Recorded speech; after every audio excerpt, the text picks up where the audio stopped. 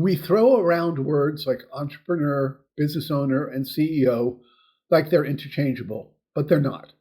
And understanding the difference isn't academic. It's the key to understanding why some leaders scale and why others stall.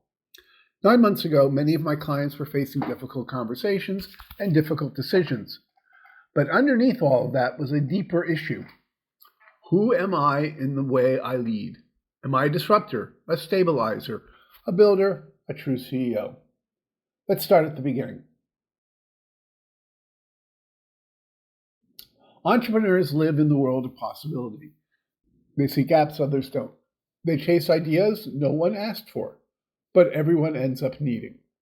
And here's the part people gloss over. Entrepreneurship is incredibly risky. About 70% of new companies don't survive the first 2 years. By year 5, the number drops again, and by year 10, most are gone. Entrepreneurs don't just innovate, they gamble with their time, their money, their reputation, their emotional stability. We love pointing to Elon Musk and Steve Jobs as examples of entrepreneurs, but before they became legends, they survived something most founders don't, the early stage death zone. Entrepreneurship isn't glamorous. It's a phase, a necessary one, but a phase filled with chaos, uncertainty, and risk that never really goes away. Now, here's the truth nobody teaches. If an entrepreneur succeeds, they eventually stop being an entrepreneur. They become a business owner. This is the second stage, the stabilizing stage. It's where vision must be supported by operations, where ideas must be reinforced with systems, where you stop chasing the next disruption and start nurturing the idea that actually survived. Business owners care about consistency.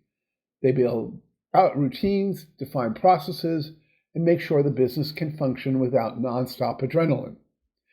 Many entrepreneurs resist this phase because it feels slower, less exciting. But skipping this stage is how companies die. Not because the idea was bad, but because the infrastructure never formed underneath it. This is where Musk and Jobs quietly excelled. They didn't just invent, they built. A CEO is something different entirely. A CEO no longer leads through inspiration or grit. They lead through architecture. They manage leaders. They allocate resources.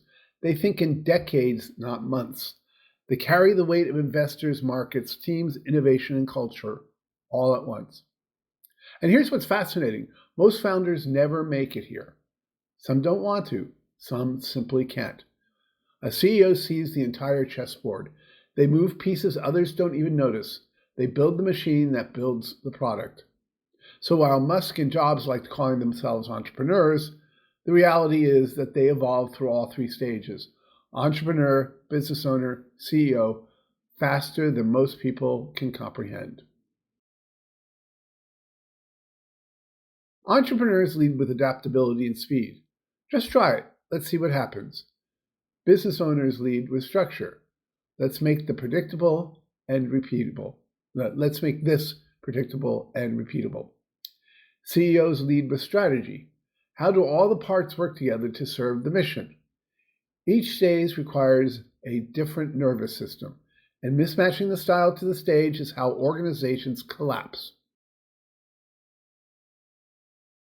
Entrepreneurs dream of scale. How big can this get? Business owners dream of sustainability. How long can this last? CEOs dream of strategy. What should this become? None of these are better than the others. They're simply different horizons that require different versions of you.